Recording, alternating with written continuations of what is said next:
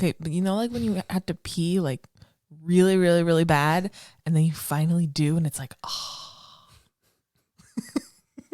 I do. I know that feeling very well. Yes. I do too. And Maria, I love you for it. That was really funny. That was really funny. That was amazing. Welcome back. Yeah. This is Everything is Delicious, episode 2. And we just had a really awesome meal. Oh, yeah, we did. Yeah, we did. And a Top Chef related meal.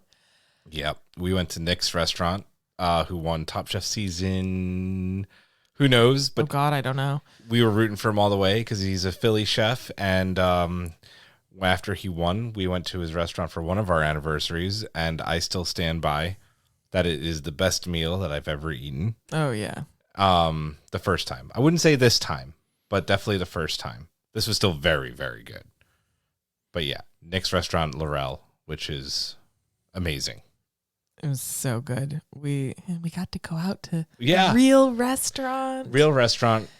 Both vaccinated finally. Yep. And front of house was vaccinated, so we didn't have to wear masks. It was great. It felt very normal, which was very nice. And we ate some really good food. We ate some damn good food. There were like maybe one or two misses, I would say. And the amuse-bouche was a little weird. The little carrot mousse ball. Blob. Yeah, it was like a blob. I liked it. Yeah. Yeah, you would. You know I would. Carrot mousse blobs are my thing. This was a good meal though. Did you have a favorite? The duck. The duck? There was a roast duck breast, which was just, it was perfect. It was so tender, and it had like the fat, and then it had this turnip, I don't know, mousse, I guess, or something. It was sort of fluffy, and it was really good. It was so good, and just so beautiful.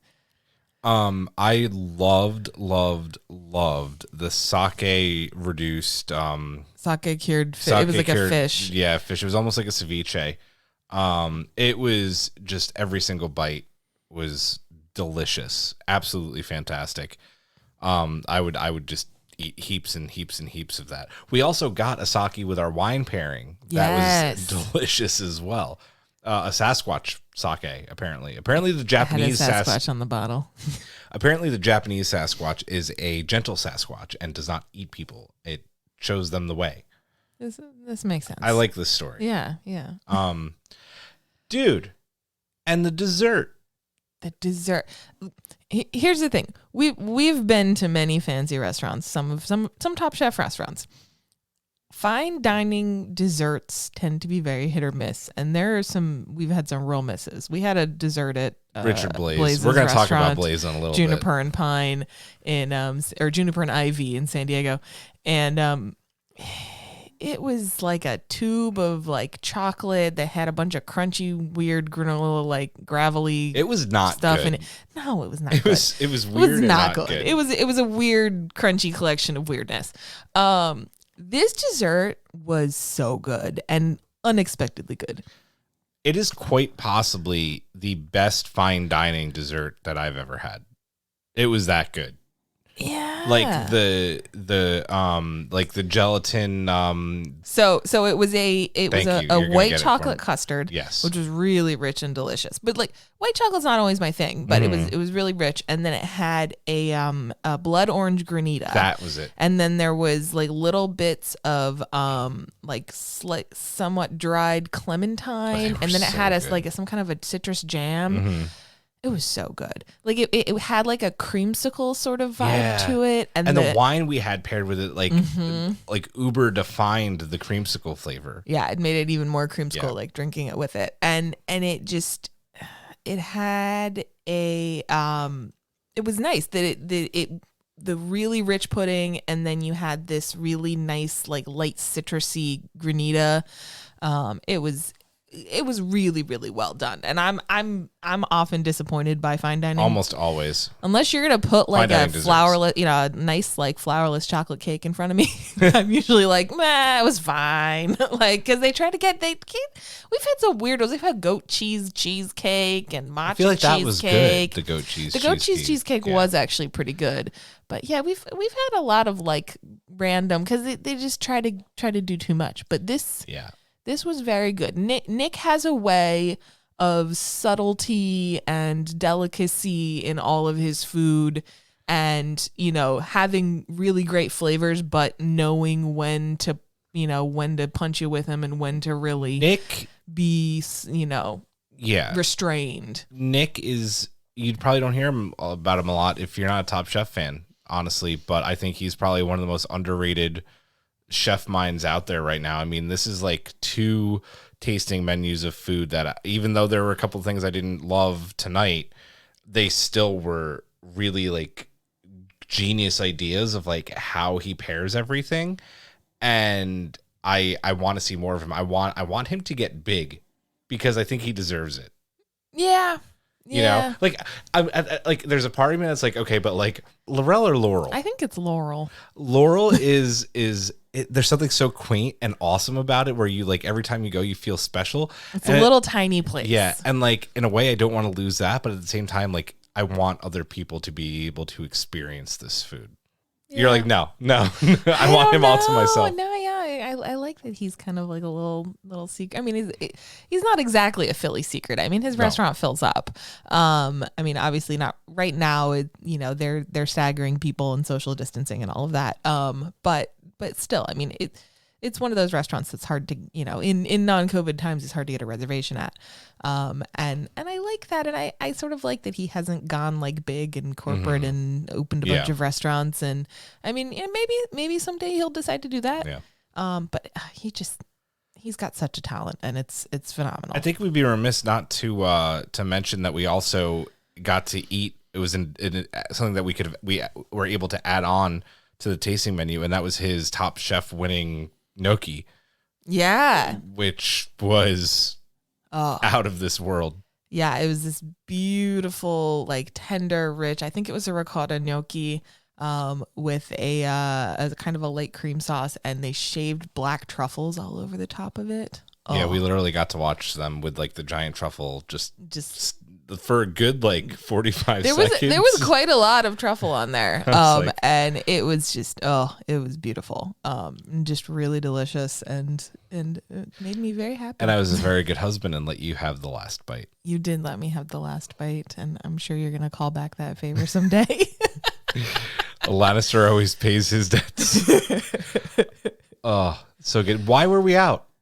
For our anniversary. Happy anniversary to us. It's 11 years.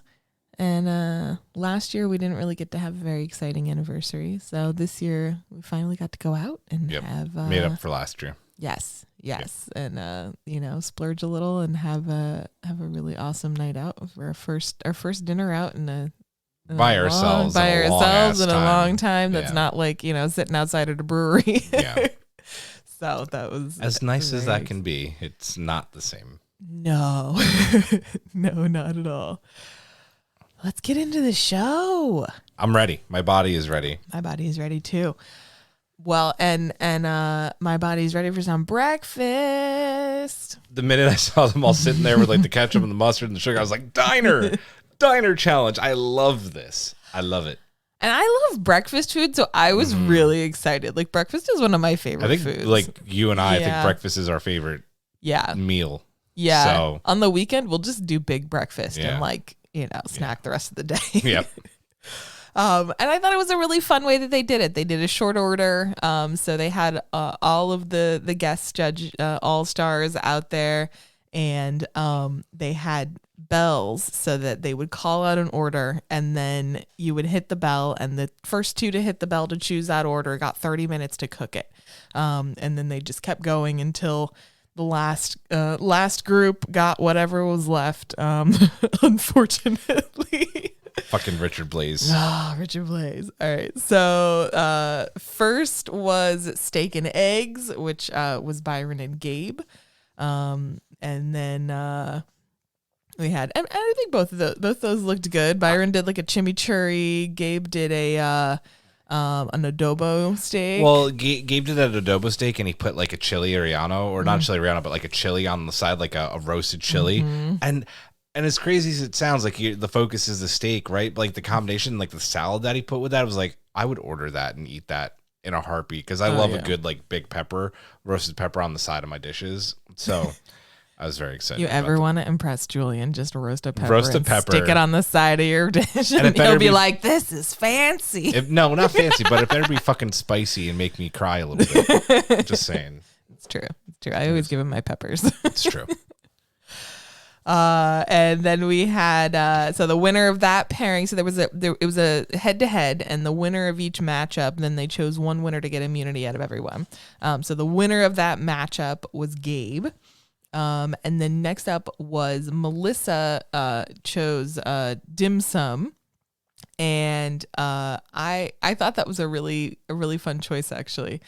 Well, dim sum is I guess a breakfast thing in China. I guess, but I like if you're doing a diner challenge, I'm not gonna fucking be like, can I get some dim sum, please?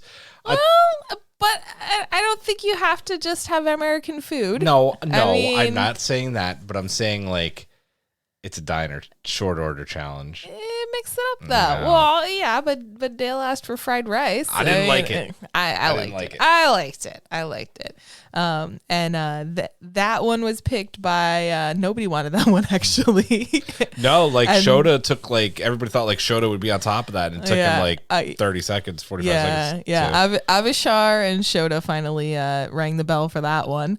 Avishar made a butternut squash fritter, which looked okay. And then Shota did a fried mochi ball, which like I would eat the hell out of that. And it looked awesome. It did look really good. Yeah. I love getting those at dim sum when you get like the sesame balls. They're like and that's exactly what that looked like, right? Yeah. Like. Oh, I mean, listen, I may not like Melissa's choice, but damn if Shota didn't make like an awesome looking fucking dumpling. Like, oh yeah, it was great. And Avishar didn't get all of his dumplings on the plate. No, he did not. Which clearly was a problem. And Shota did take that head to head. Next up was shrimp and grits. Sarah versus Jamie. Yeah, so Sarah did a fritter instead, which I thought was a bit of a weird choice, but I mean, I probably would have eaten it.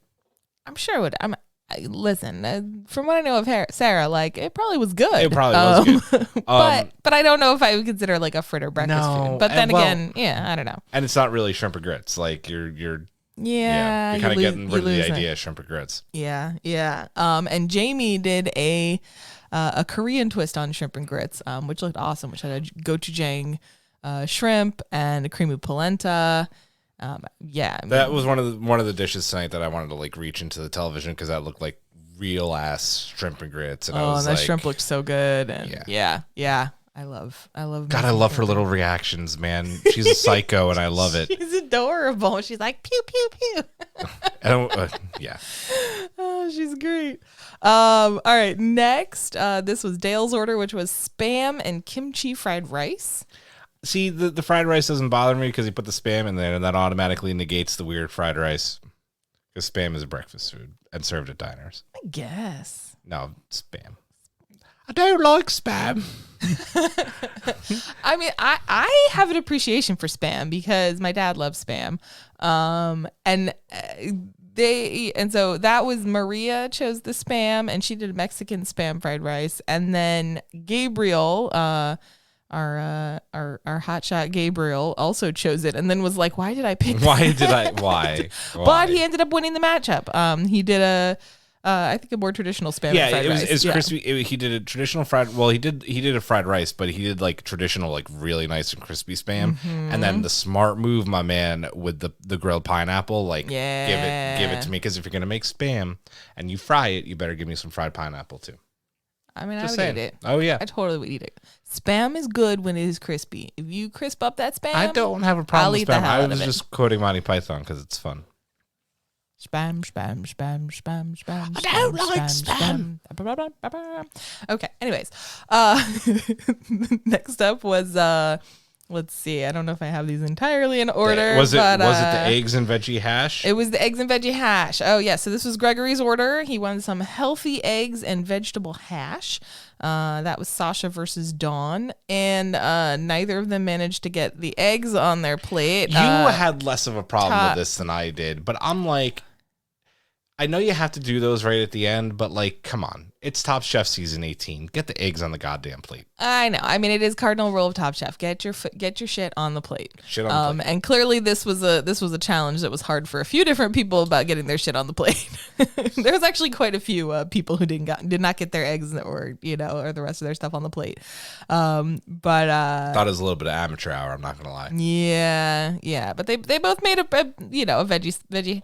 Hash didn't look. Neither of them was particularly. It's not really my jam. Innovative. Yeah. It looked fine.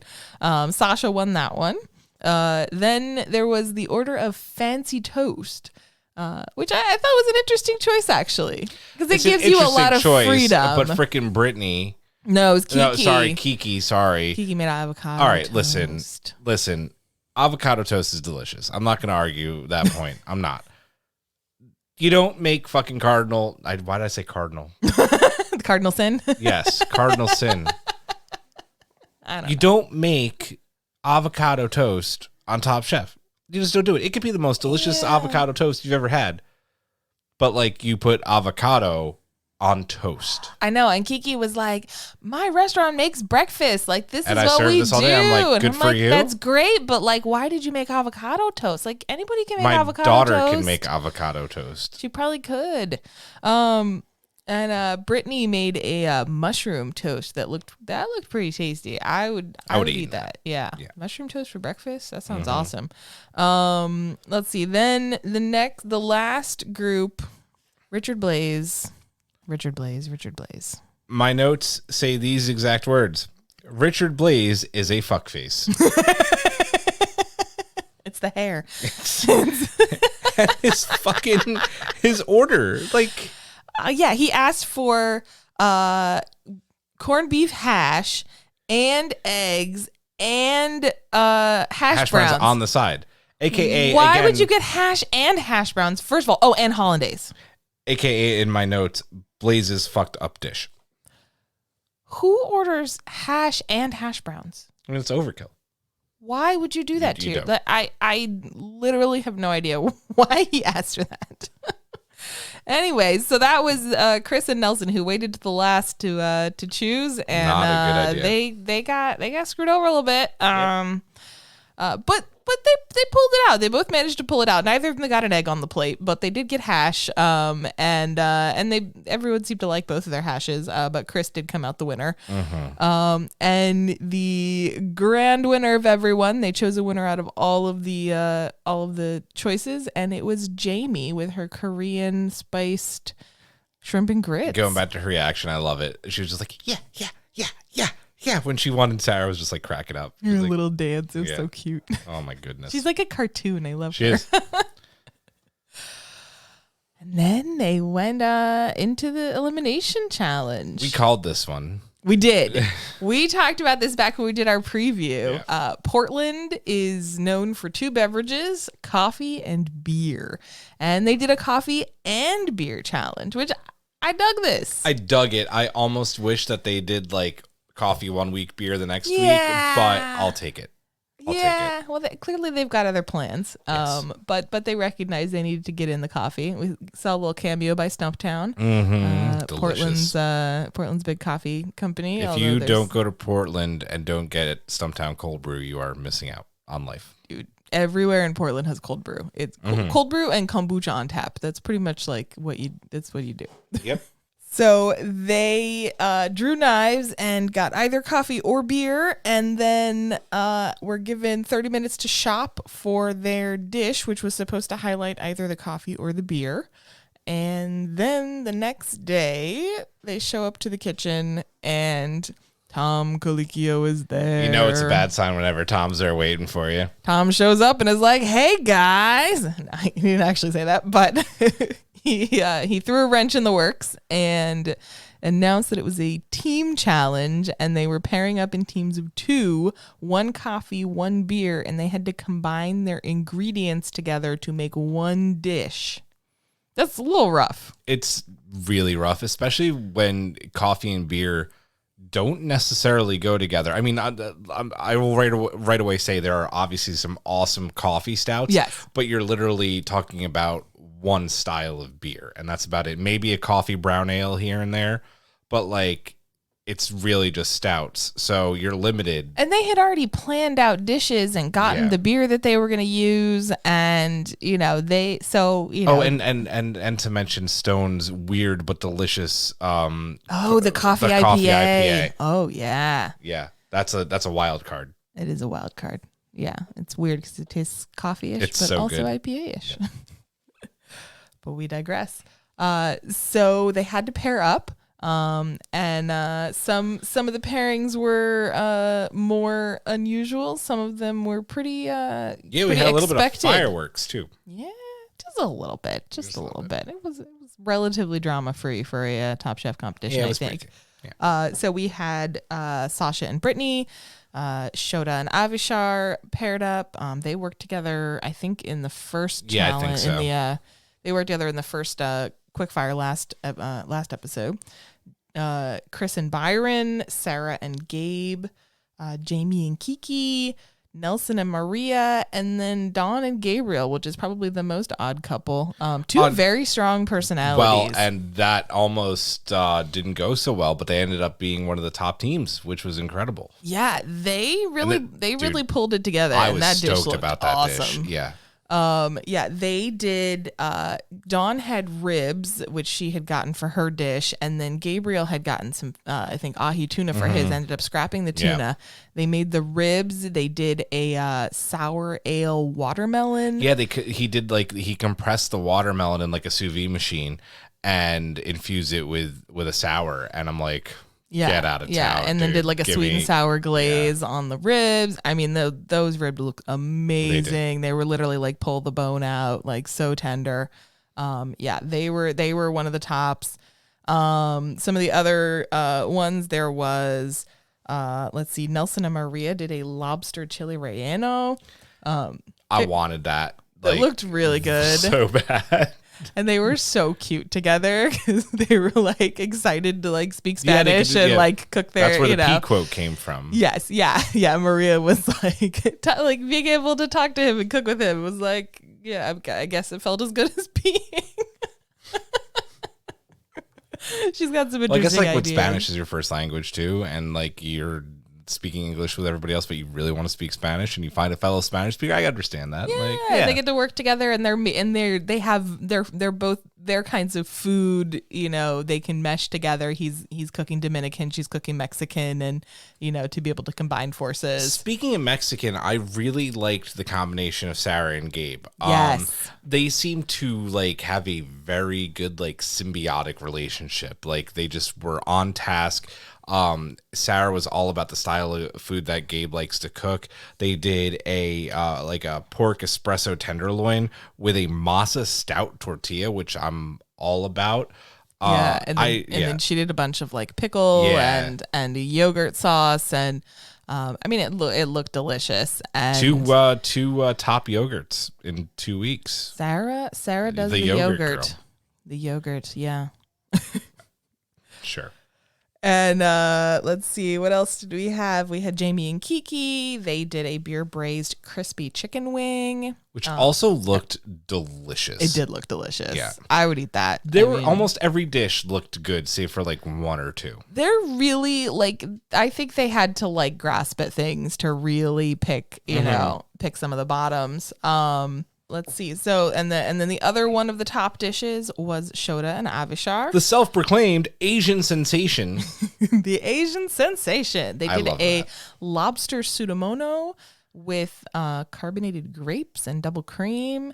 I mean, it was a really creative dish, like not one that I've ever seen. And I think the judges also were impressed with how creative it was and the different things that they put in it. Carbonated grapes is like a really fascinating thing. I would love to try those. I would eat those. Their dish, I'm not going to lie, it threw me off. I was like not expecting anything like that. And I still don't know exactly what they made. I don't know either. But I mean, like, it's great. But they loved it. And they were great. And then there was Sasha and Brittany, who were the one of the bottoms. They had a beer pork loin with a coffee Romanesco. The Romanesco did not work. And there was also, was that Gail said it was chalky. Yeah. They didn't have enough sauce. They needed more vinaigrette, which is just, unfortunate. Well, they were the only team that literally took their 2 dishes and just combined them instead of coming up with like a fluid idea.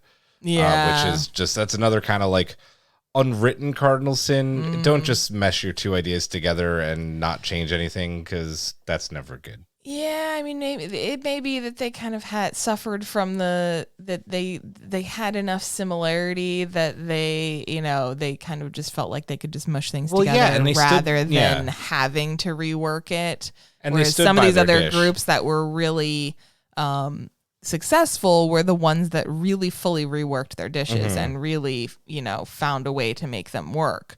The other bottom group was Chris and Byron. They did a duck with and there was a little pasta, like the tortellini, I think. I think the pasta was the big failing on that one. Yeah, I don't understand the disconnect in this specific thing, because he says that he liked the texture and the bite of the pasta, whereas I think everybody on the panel was like, no, it was dry, it was bad. So I don't know how you go from saying, I think it was cooked perfectly, al dente, to how I wanted it, to, no, that's not what this was. It was dry, it was bad.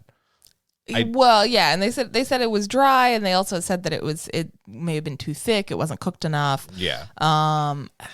Yeah, I mean that's a tough one when the chef doesn't know that it's not how it's it just should a be. weird.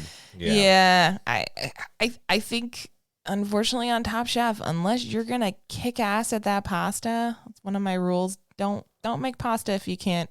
Well, you can't make perfect pasta. Don't, unless it's a pasta challenge. Like, don't make pasta unless you can make Gnocchi. Yeah, unless it's well, and he can make it perfectly, But like, you can't do a half-ass pasta, unfortunately. And I think he had an idea to put coffee in the pasta, and I think the coffee part maybe worked, but the pasta itself just was not great. So tops. So tops again was Shota and Avishar, Sarah and Gabe, and Dawn and Gabriel. Shota and Avishar came out with the win, the Asian sensation. They were so cute when they won. They were. They were like so excited. Well, and Avishar went from bottom last week to top this week. So he's making a comeback. I think working in the group challenges probably was beneficial to him. Maybe helped him to calm down a little bit, because I know that he got a little in his head last week. So we'll see.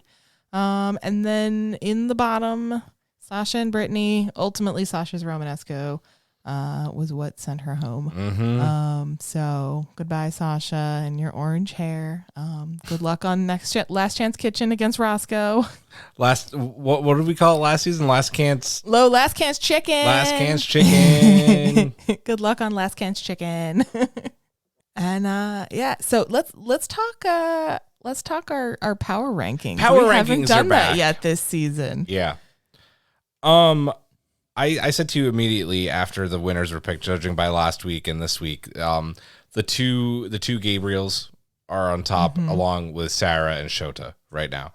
They are showing that they can cook very, very good food at a high level, and just so far really creative as well. So yeah.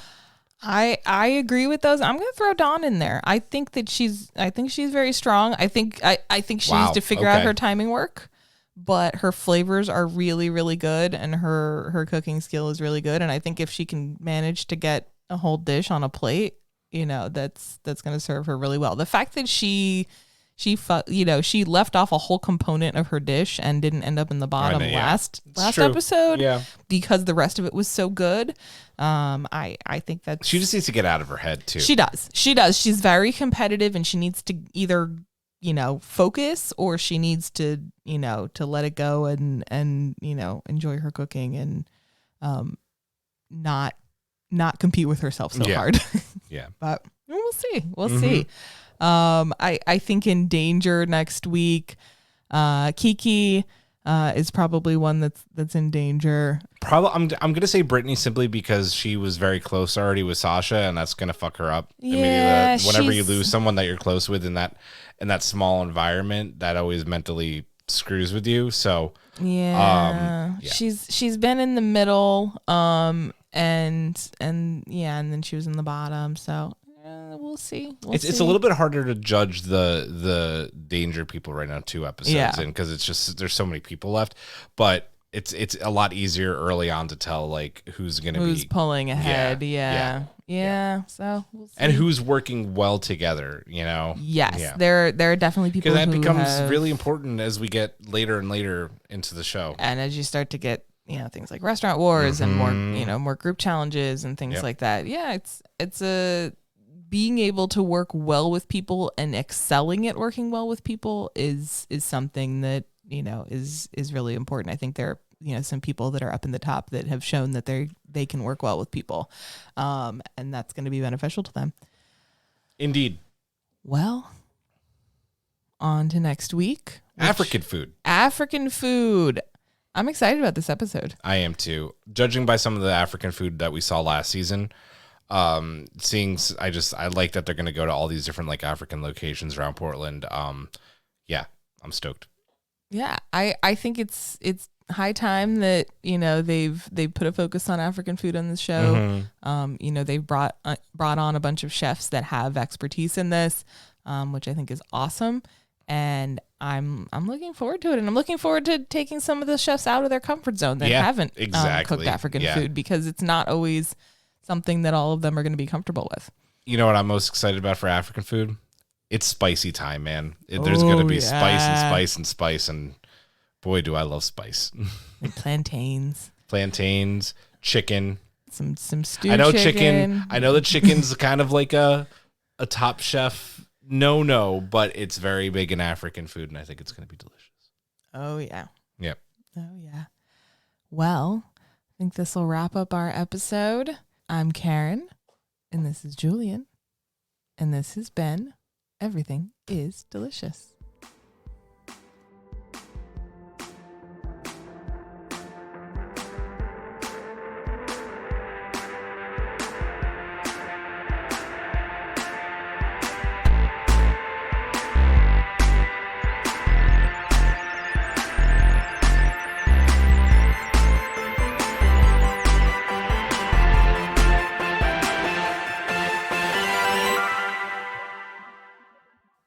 You can find Everything is Permitted on Apple Podcasts, Spotify, Google Podcasts, and YouTube.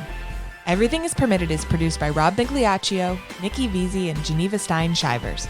Our executive producers are Michael Cox, Brittany Tomes and the Tomes family, and Julian Brown.